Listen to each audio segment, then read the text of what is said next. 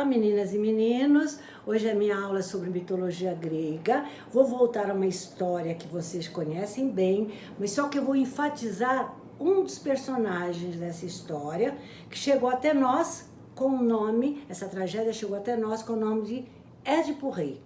Só do dramaturgo, todo mundo sabe, de Sófocles. Só que esse personagem que eu vou enfatizar nesta aula é Laio. Vamos ver quem é Laio. Vocês lembram bem? Laio, rei de Tebas, tá? Ele era, que depois casou com Jocasta, mas vou falar primeiro a sua origem. O Laio era filho de Lábaco, que foi morto pelas bacantes. Tá? Por quê? Porque ele perseguia esse culto. Ele achava que estavam ganhando influência demais, tanto política quanto religiosa, tá? Pelas orgias.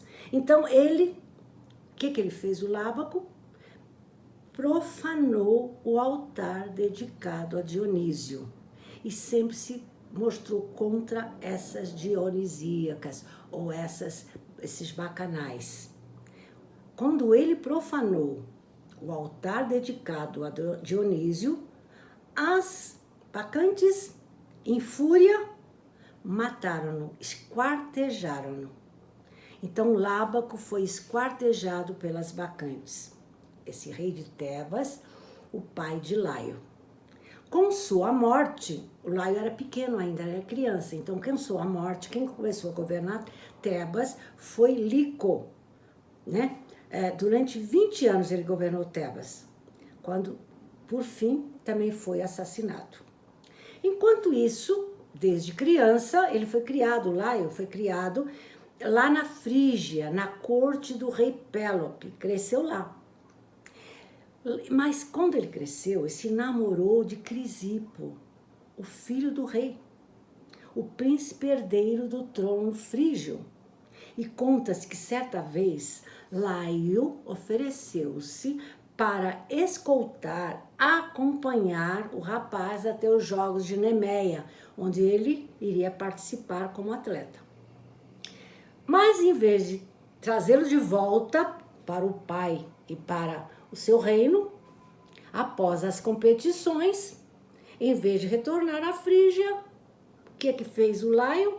Raptou Crisipo, tá? E o levou para Tebas, onde pretendia recuperar o trono que tinha sido do seu pai Lábaco, lembra que foi esquartejado? E ele pretendia reinar ao lado de Crisipo, o filho do rei da Frígia. Mas o rei Pélope, pai de Crisipo, quando soube do rapto do filho, dirigiu-se a Tebas para o resgatar. Mas Crisipo, quando soube que o pai estava a caminho, temendo uma humilhação e a punição do pai, cometeu suicídio atirando-se num poço. O rei Pélope, né, pai do Crisipo, quando viu que seu filho se matou, ele culpou Laio pela sua morte e lançou-lhe uma maldição. Se ele tivesse um dia um filho, esse filho, mataria. E sua descendência teria consequências muito trágicas. Laio, enfim, começou a governar Tebas. E casou com a jovem Jocasta, todo mundo sabe. Após a morte dos usurpadores, ele teve que lutar contra os usurpadores do trono. Depois que ele lutou e conseguiu o trono, ele casou com a Jocasta. Mas, devido à maldição que recebeu do rei Pélope, sempre evitou ter filhos. Mas acabou a Jocasta ficando grávida, nascendo uma criança. Uma versão diz que ele foi de novo ao oráculo, ele foi ao oráculo para saber se realmente existia essa maldição. E o que ele escutou do oráculo foi pior ainda do que a maldição do rei Pélope. O oráculo disse, essa criança matará o pai e casará com a mãe. Então o casal horrorizado, né, viu que a maldição estava firme, pior ainda, o que fez? Foi bem longe e abandonou a criança. Deixou a criança de pernas amarradas numa árvore, né? Bem longe de Tebas, tá? Até que foi achado por um pastor que acabou criando esse menino, dando-lhe o nome de Édipo. Édipo significa pés amarrados ou pés inchados. E foi em Corinto que ele cresceu, na família desse pastor, uma família bem simples.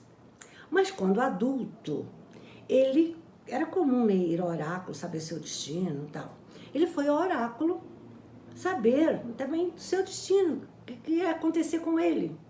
E saiu de lá espantado e horrorizado, porque o oráculo disse que seu destino era matar seu pai e casar com sua mãe. Ele achou que aquela família era verdadeira.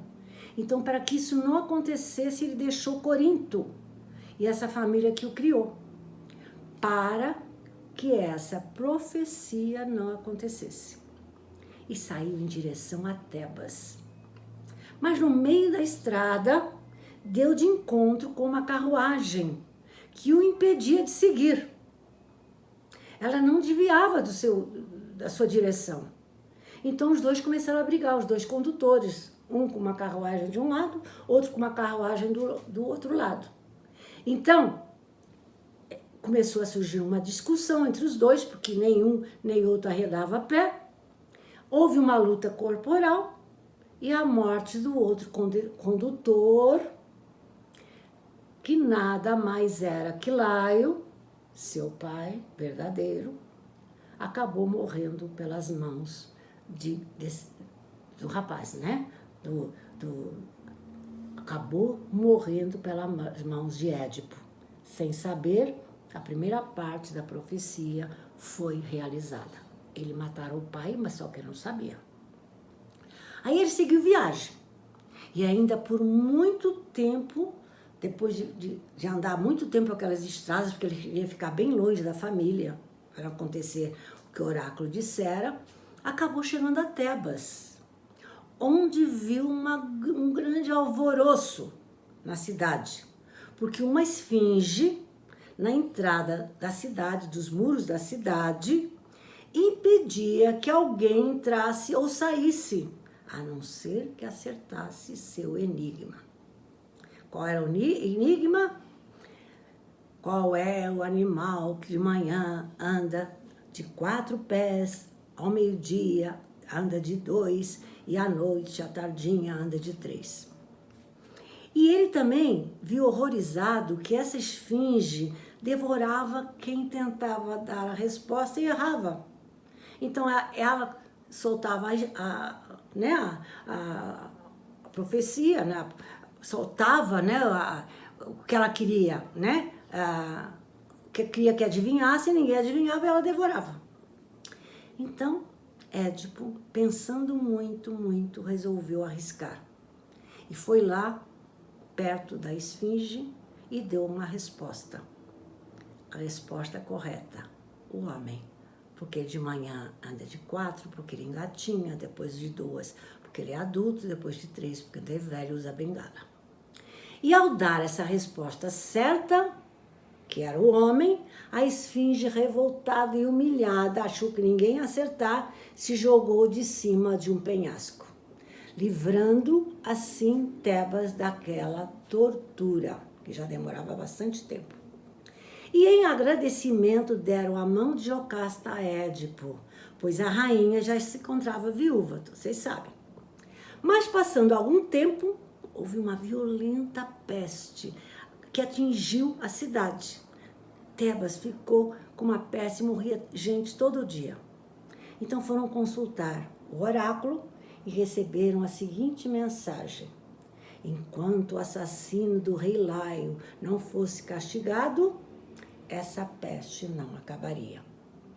E ao longo de investigações e diálogos daqui, diálogos dali, a verdade foi esclarecida. Então Édipo, desesperado, viu que tinha matado o seu próprio pai, como dissera o oráculo, e casou com a sua própria mãe também. Então, ele ficou, morrer é muito pouco, eu preciso sofrer. Então, o que ele fez? O Édipo cegou os seus olhos, e Jocasta se matou na hora. Cego e infeliz, Édipo abandonou a cidade, tornando-se um andarilho, sempre guiado por sua filha Antígona. Ismênia, a outra filha, que tivera com a Jocasta, ficara em Tebas. Enquanto isso, houve uma disputa do trono, porque o Édipo tinha morrido, a Jocasta tinha morrido, então o trono ficou vazio. Então, os dois filhos de Édipo e Jocasta acabaram numa luta feroz, morrendo, nessa luta corporal. Então, quem foi governar Tebas? O tio, o irmão da Jocasta, chamado Creonte, tá? Que acabou por governar a Tebas, só que tem uma coisa. Ele gostava de um sobrinho e não gostava do outro. Então, o que ele fez? Ao sobrinho Eteócles, ele fez as cerimônias fúnebres, tudo certinho. E Polinice, que ele não gostava, havia muitos atritos entre os dois, deixou o morto jogado no chão, fora dos muros de Tebas, perto dos portões. Antígona, depois de andar muito tempo pelo mundo com seu pai cego, após sua morte, a morte do pai, ela retornou a Tebas.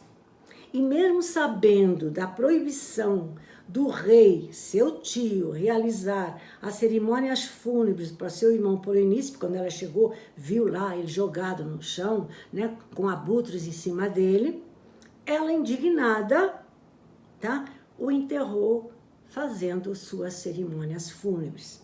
Só que Creonte, ao saber dessa desobediência, a trancou num calabouço, mesmo sendo sua sobrinha, onde ela não aguentou e acabou se enforcando. Porque ela ficou sem água, sem comida, sem nada, e ela acabou se enforcando. Em seguida, Hemon, filho de Creonte, do rei, que era namorado, noivo de Antígona, quando viu que ela foi presa e depois se matou, ele também se mata. E Eurídice, a esposa de Creonte, a rainha e mãe de Hemon, quando vê que o filho se matou, também comete suicídio. Então, o final da peça é um Creonte sofredor, arrependido, pois perdera por sua culpa seu filho e sua esposa. Ele até pensa em se matar, porque não aguenta o sofrimento, mas resolve enfrentar o sofrimento, porque ele diz: Tebas não pode morrer por mim. Tebas tem que continuar em pé.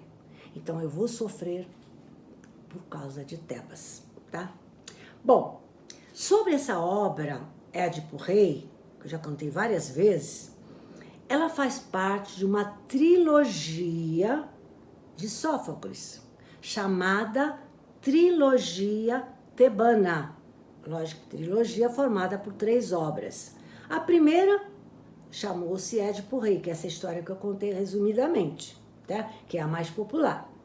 A segunda obra da trilogia é Édipo de Colono, que descreve o fim trágico da vida de Édipo. E a terceira obra dessa trilogia chama-se Antígona, a filha que foi acompanhar o pai cego até ele morrer, tá? Que, por defender o direito de enterrar o seu irmão, é condenada à morte. Então, essa trilogia de Sófocles, um grande dramaturgo grego. E vou ficar por aqui. Beijos!